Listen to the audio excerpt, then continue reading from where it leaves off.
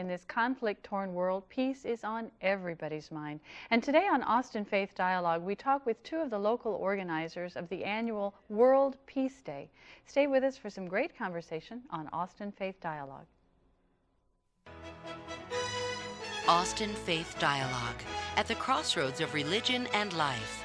A series highlighting the cultural and social interactions between the worshiping and religious communities in and around the capital city. Austin Faith Dialogue is brought to you by the Austin Metropolitan Ministries in cooperation with KXAN. Join us now in Austin Faith Dialogue.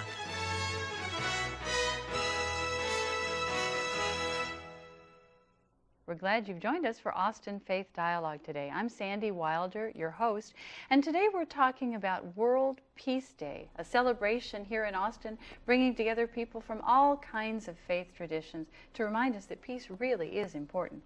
And our guests are Dr. Jan Emberson, your chair of the organizing committee for the World Peace Day, and Tanika Bazemore Bennett, and you are with the MLK 2000 celebration. Yes. We're glad both of you are here because this is certainly an important topic. Well, Jan, let me not assume that people necessarily know much of anything about the history of World Peace Day or its purposes. So help us understand what this observance is all about, first of all. World Peace Day was established by the National Spiritual Assembly of the Baha'i Faith of the United States in 1959. The purpose was to establish a lasting peace among the nations. In 1985, World Peace Day was adopted by the United Nations, and it evolved into the International Day of Peace, which will be celebrated on the Tuesday after World Peace Day that we'll celebrate here in Austin in Waterloo Park. So World Peace Day really comes out of a faith perspective, in this Yes. case of the Baha'is. That's correct. Now, what was the Baha'i faith trying to do in establishing this day? Were there any specific purposes, any specific goals for the observance? The Baha'i faith, the principles of the Baha'i faith really are working toward that goal, world peace. And so it although I wasn't around during that formation personally, but I knowing about the principles of the Baha'i faith, that's really one of the main goals of the faith itself.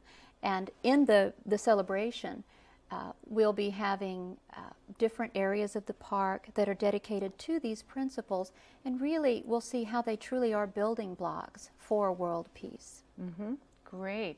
Well, then you mentioned principles. What are these particular principles? There's probably a list of them, right? Mm-hmm. Yes. They include the equality of men and women, the elimination of prejudice, the importance of education, the establishment of an auxiliary universal language, collective security. Let's see. We have several. Social and economic development as being very important for the establishment of world peace, and the environment, of course, that's certainly a concern that is important to the whole world, and harmony among religions, which is really essential to this goal. Absolutely. Gosh, we could celebrate World Peace Day every day. That's true. And Tanika, talk a little bit about how the MLK 2000 celebration sees itself fitting in with World Peace Day. Where are the connections? Well, Martin Luther King was a very spiritual man, and we're going to attend the World Peace Day event because we feel as though the MLK committee, which is under the Austin Area Heritage Council, we feel as though that the message of World Peace Day and the philosophy and the teachings of Dr. Martin Luther King are so closely related with the teachings of the Baha'i organization, and we too are building our organization on those same building blocks, and we want to send to everyone the same message that unity and acceptance of diversity is very important, because what type of world would we have if we did not accept our cultural differences? And it's those cultural differences that everyone brings to this world that makes this world what we are today. And so, we're there to send that message and to convey to everyone that unity is very important. So my understanding of the MLK celebration is that it's a particular event in the spring around Dr. King's holiday, but I wasn't aware then that the committee actually works all throughout the year. Well, what we want to get out to the community is that unity is something that needs to be emphasized every day. You know, the Baha'i organization, the Austin Area Heritage Council, with the message that we're sending, which needs to be sent on a daily basis, is that acceptance of diversity is very important, especially with everything that we're facing in today's society, with issues surrounding our youth and issues surrounding violence. Violence, which is just Right, tearing us apart, exactly. basically. Exactly. Okay. So now, as someone then comes to World Peace Day, first of all, where will he or she be going, and what time, and what is he or she likely to encounter then? Well, World Peace Day will be celebrated on Sunday, September 19th, from 1 until 6 at Waterloo Park, which is right across from Brackenridge Hospital. And we have a format that's very much fun as well as informative. There will be live entertainment all afternoon. We'll have musical groups, dancing, singing, theatrical performances. There will be food from Ethiopia, from Mexico. We'll have fun food, ice cream, slushies. There will also be a large children's area with games for children and really the whole family, face painting, giant bubbles, moonwalks, everything that you would expect at a regular festival. But more than that, and what I think really sets this event apart, is we will have the building blocks for world peace really there in the park. We'll have the park separated into different sections that represent these building blocks. And the service organizations that are here right in Austin that work toward each of these principles will make up these different sections, along with arts and crafts and even games that exemplify this principle. So, for example, the section, the equality of men and women, will have service organizations such as Safe Place there to give people information about what they do, how they can participate, maybe volunteer with this organization. And then we'll have one of the activities there will be making a paper bird. They can color it and make it fly, and that exemplifies the equality of men and women in that really mankind is like a bird, and man and woman are really the two wings of that bird. If they're both not equally as strong and enabled, then they won't be as strong an entity. So. What a great day. I'm impressed with the range of activities and the ways to involve everybody. But I wonder at, goodness, putting something this elaborate on, do you have sponsors, or will people be asked to contribute when they come? No, this is really done completely by volunteers. It's sponsored by the Faith as a service to the community. It will be free of charge. There's no charge. And in fact, most all of the activities, even the face painting, all the activities for the children will be free. So it's just done, it's really an effort of love on the part of really the entire community. Exactly. So how can people not come? Now, at your space then, first of all, Tanika, tell us where you're going to be so that we can be sure to find MLK 2000.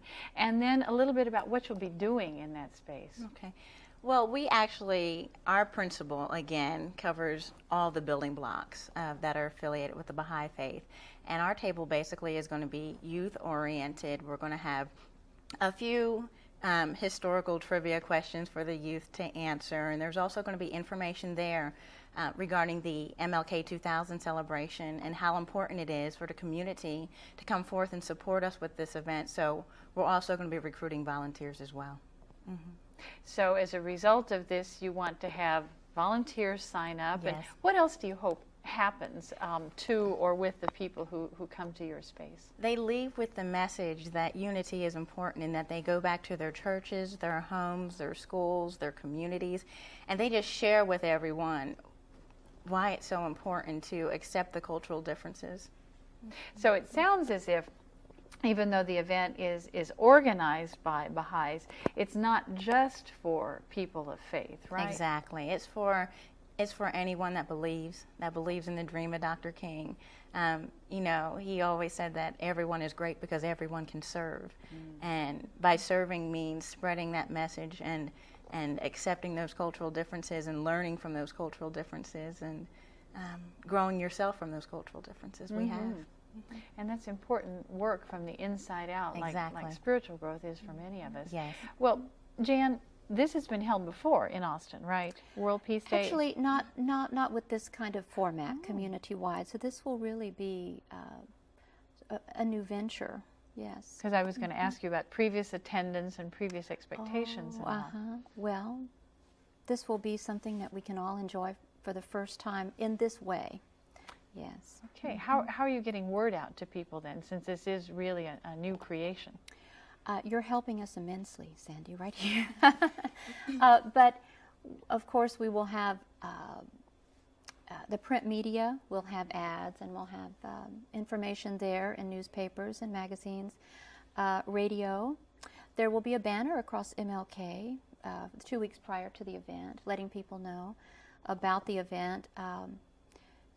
And flyers will be around the town so that you know exactly when and where and can come participate with us. Terrific. Any big public event, public awareness raising planned? You know, before you get up to World Peace Day?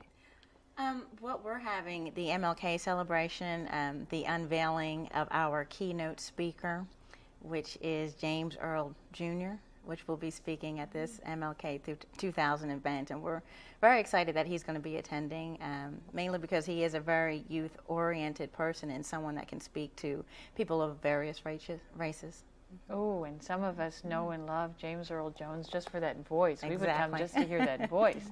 Now, we just put up on screen the name of the organization and your website. Tell us exactly when the celebration is going to be next year. It starts in the second week of January. So you'll be having then, if I understand correctly, you'll be having an official announcement or kickoff, or what exactly? Exactly. To announce this event. The GSD&M kickoff, which is the 9th of September. And also there's going to be a series of media announcements with television, print, radio, kicking off the event. And we're also going to actively recruit from various schools and corporations and religious organizations to get them involved, especially with the march, the rally, which is starting at Houston-Tillotson College. Yes. Good. That's a good symbol in itself. Yes, it so is. by the time people are watching this show, they should have already certainly heard and seen some promotion about the MLK celebration, Yes. right? Definitely. And Sandy, if I could say, I was fortunate enough to be involved in the day, actually 2 days, Martin Luther King Day last year, the march, and then before the day of service, which I was very impressed with, the day of service, because you could come and sort of pick what you'd like to do and actually do something positive during that day, and there were many things to choose from. So I enjoyed that very much. And we also were very excited to have several members of the Baha'i Faith just came on board to support us with anything and everything with the celebration. We really did get a great deal of support, and we want to thank you all for that. Great. So That's a people need to pleasure. mark their calendars now. Yes. Well, lots more to talk about. We'll come back in just a minute, and we thank you for staying with us here on Austin Faith Dialogue.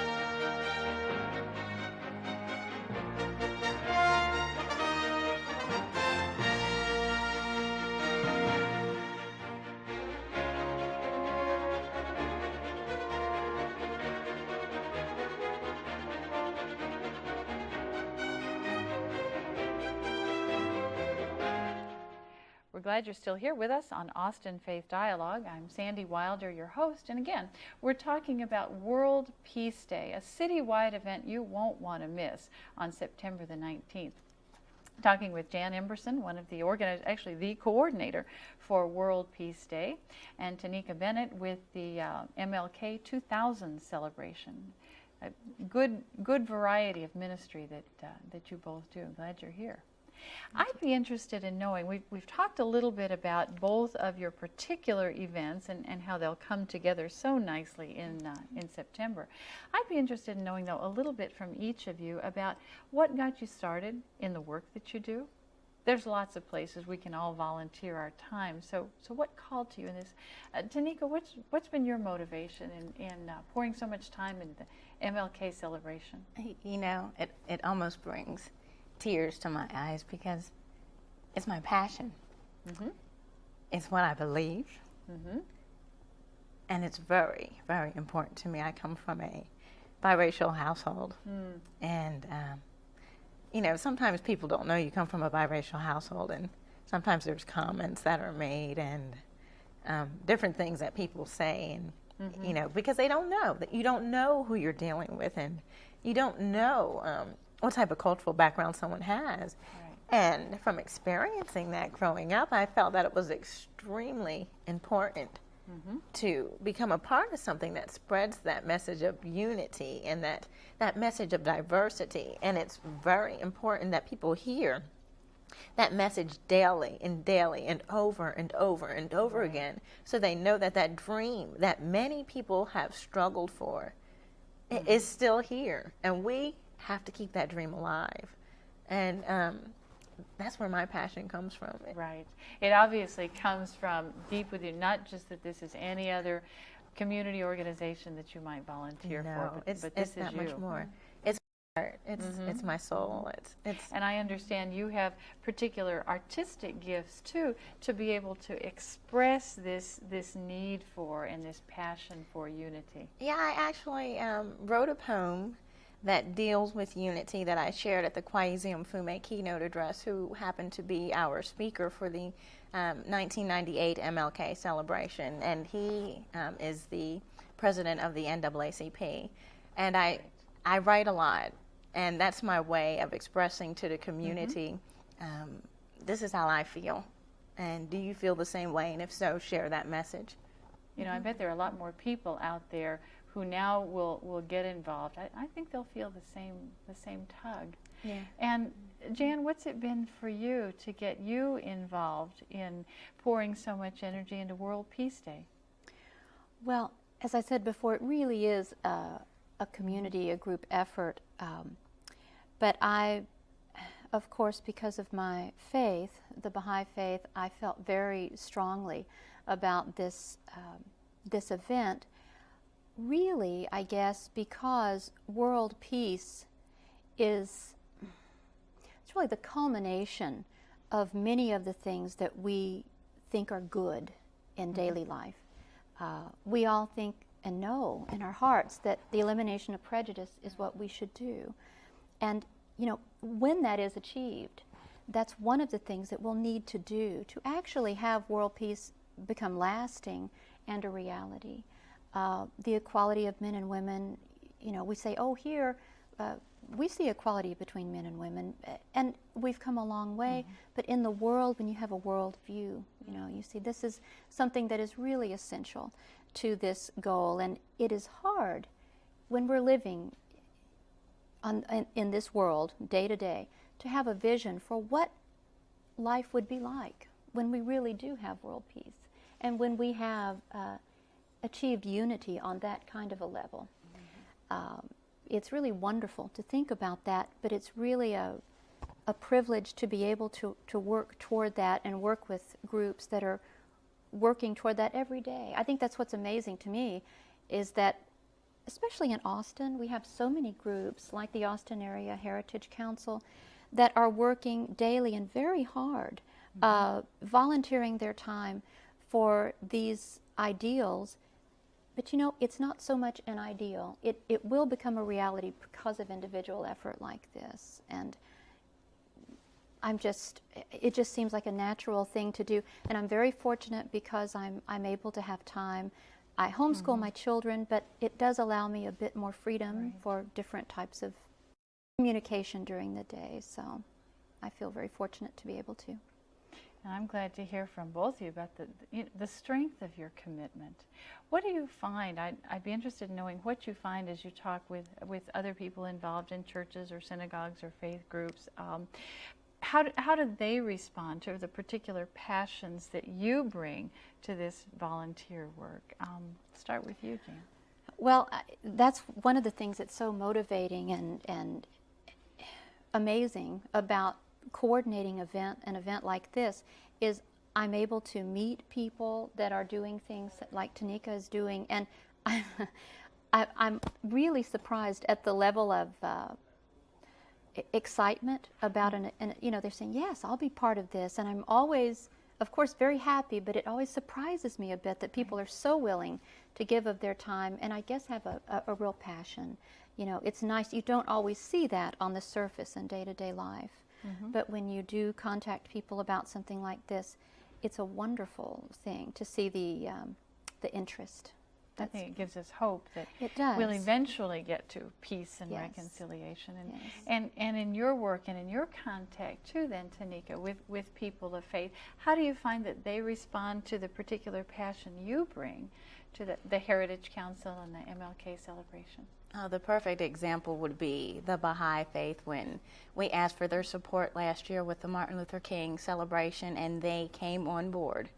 They really did. They brought several people with them. We were able to get everything completed on time. They brought their passion to the table. They brought their beliefs, their strengths. They brought their family. And they participated in every event that we did have. And, that's just one example of how people become so passionate about what it is that we're doing.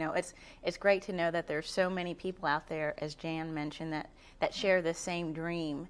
And it's so wonderful to see all those people come together to make this a citywide celebration, the MLK celebration. We can citywide. meet at a common place, yes. Now, the celebration, as I understand, has been going on for a number of years, right? Yes. What have you seen in terms of its growth and change, perhaps, or its reaching out to people over the years? How has it changed from when it started? Well, the way that I see the change is that it's grown definitely in the number and the amount of people that have attended. It's also, the celebration has grown as far as content, the message that we're sending. The themes are changing. We're changing with, for example, the youth-related issues, trying to get youth more involved. And it's definitely grown. It's a celebration that's gone from a few people to people coming on strong one year to plan the event, to 30 people coming on strong, to several organizations coming on board to work with us to spread that common message. I wonder if in any way the MLK celebration is perhaps a model for other cities or for other parts of the country in terms of what we do here? Definitely. I think it definitely is a model because the message that we're sending, again, is a message that's very important and a message that needs to be sent on a daily basis to everyone, and that is, don't forget the dream. And that is that, let's learn from each other's cultural differences. So any organization that spreads that message is a model, I feel as though. And we showed it a little bit earlier, but repeat it one more time, the website for folks to get in touch with you all. It's www.mlkday.com. Great. And I also want to welcome your listeners to come out to our meetings, which are every second Saturday between 10 and 11:30 at Houston Tillotson College. Okay, good. Let's hope they start now, Yes. so they're well energized then by January. And what do you hope happens this year then, Jan, at World Peace Day? Oh, I hope that many people will come out to enjoy the day, and that we'll have really a broad representation from the greater Austin area come out, really to show our diversity. Because here in Austin, we're blessed with great diversity on many levels. And you know, when we're involved with different cultures, different races, there is a feeling that you get by being part of a celebration like that. Like, it just feels right. And it feels like something very positive to do that we should all be involved with. I hope that they come away with more information about how many things are going on in Austin and how they themselves can participate. Maybe just pick one organization. I can do one day a month, I can do this, and I can be a part of really working toward world peace. That it's not just an idealistic, oh well, nice idea, it'll never happen, that I can do something myself. And that I think is a wonderful thing to come away with. It gives one hope. And actually, you know, it will become a reality. There's just, it's inevitable. Yes. And for folks who are ready to call up or come by or whatever, how do they find the Baha'is in Austin to begin to participate? Well, the Baha'i Faith is listed in the phone book. We have a voicemail, 448-5444 is our contact number. And we'll have current updated information about this event as well as other events that are going on. Great, thanks. And we've got time, I think, for one more plea then from you, Tanika. An opportunity one more time to talk to the folks watching, to encourage them to participate in World Peace Day and the MLK 2000 celebration. So what would you like to say? I like to tell them that this is a very important message. I'd like to ask the corporations to tell their staff. I'd like to ask the churches to come out and join us. I'd like to ask the schools to come out and join us for this event, because this is something that's important to all of us. It's important to the development of our world. It's important to accept and appreciate those cultural differences. It's extremely important. It's a message that we need to send now to our youth, and it's a message that our older generation needs to convey to the youth as well. And certainly timely. As we finish the 1900s, begin the 2000s, it's time for us to be working together. Thank you so much, Jan and Tanika, for coming, and in advance, everybody who's going to show up. And we thank you for joining us on Austin Faith Dialogue. We'll see you here again next week.